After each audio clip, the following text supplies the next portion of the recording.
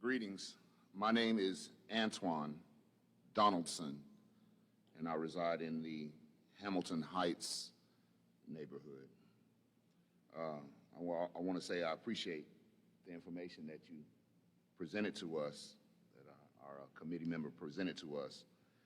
And I want you to know that I do appreciate all the efforts and everything that people have done to combat what we just heard about over the years. So I really appreciate your work and what you've done to push it forward. So I want to read this quickly.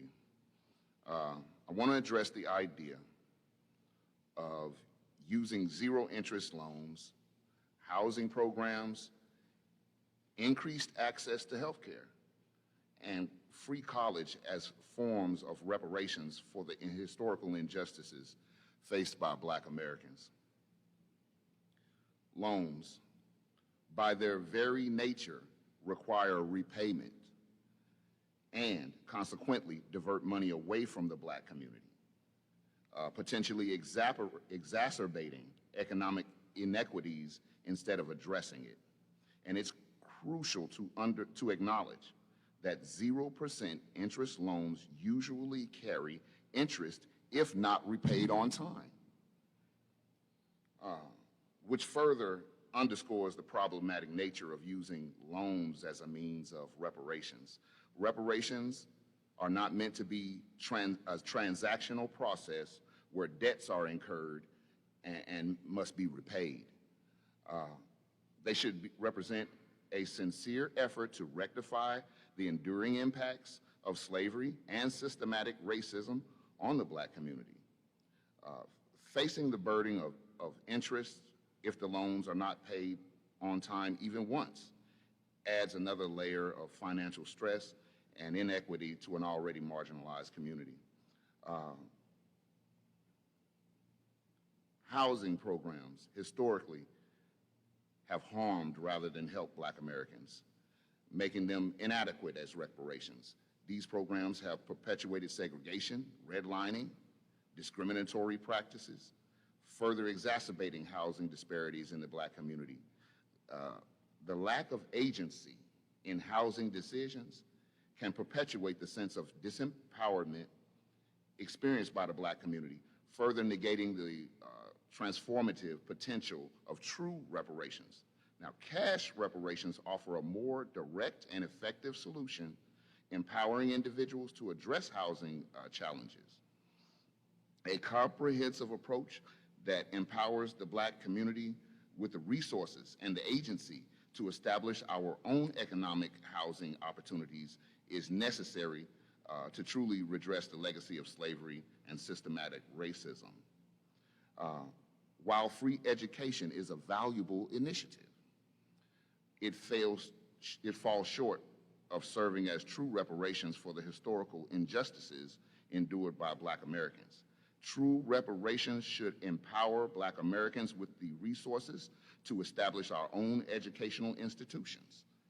This would address the centuries of slavery, segregation, systematic racism that have resulted in enduring economic disparities and limited educational opportunities for Black individuals. By providing the means to create and control our own educational institutions, true reparations can foster a more equitable and empowering educational environment for the Black community. And I saved this one for last, this comment on health. And I want to reiterate that I really appreciate everything that all the people who have been fighting for Black Americans to have some semblance of health care in this city. I really appreciate all your efforts, but I'm going to say this: increased access to health care cannot be considered reparations for Black Americans. The medical institutions, historically racist, have perpetuated discrimination and exploitation. Medical Apartheid by Harriet A. Washington underscores how these practices continue to fuel health disparities today. True reparations require empowering Black Americans to establish our own medical institutions using direct cash reparations to address our unique healthcare needs and promote equitable health outcomes. and I really appreciate y'all letting me speak.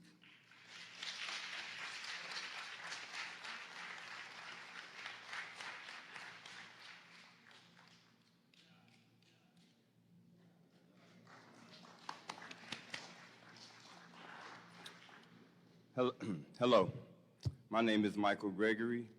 I hail from Ferguson, Missouri. I currently live in the 13th Ward. I'm the owner of ConsciousOutlawMedia.com, the voice of Black Americans. I have a short statement I prepared.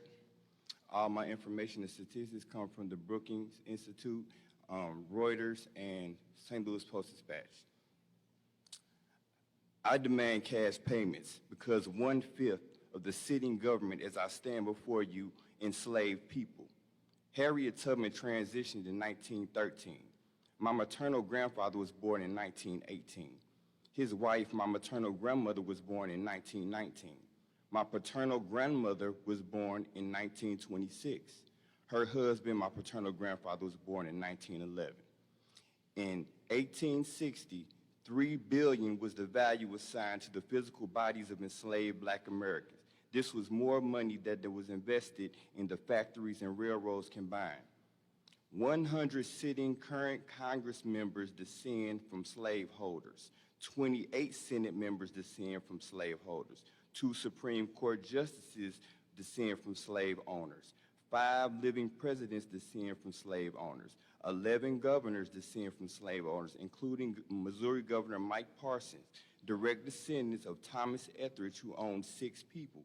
Former U.S. Senator Roy Blunt and his son, former Governor Matt Blunt, also descend from enslavers, plus former Representative Sam Graves also descend from enslavers. In 1860, the major industries of Missouri were agriculture and mining. Those industries took full advantage of slave labor. The 1860 census of Missouri listed 114,931 slaves, 3,572 colored people, 1,182,012 people that were classified as white. When it comes to the lionization of pioneers of Black American progress, I nominate Dr. Francis Cress Welsing, Neely Fuller Jr., Dr. Claude Anderson, and of course, Dr. Martin Luther King. Black Americans in St. Louis need protected class status. Reparations can never be existing programs. That is not repair. Housing vouchers is not repair. Our enslavers gave us housing. Our enslavers gave us education. That is not repair. Our enslavers' descendants gave us free health care. That is not reparations. That's not repair. You ask, how do we pay this debt? Missouri is selling $4 million a day of medical and recreational marijuana. A tax levy could very much take care of that situation. We have, and with this conclusion, I'm going to take an excerpt of Dr. Martin Luther King's I Have a Dream speech on his March on Washington. We have come to our nation's capital to cash a check. When the architects of our republic wrote the magnificent words of the Constitution and the Declaration of Independence, they were signing a promissory note to which every American was the fall heir. It is obvious today that America has defaulted on this promissory note insofar as her citizens of color are concerned. Instead of honoring this sacred obligation, America has given the Black American/Negro people a bad check, a check which has come back marked insufficient funds, but we refuse to believe that the Bank of Justice is bankrupt. Thank you.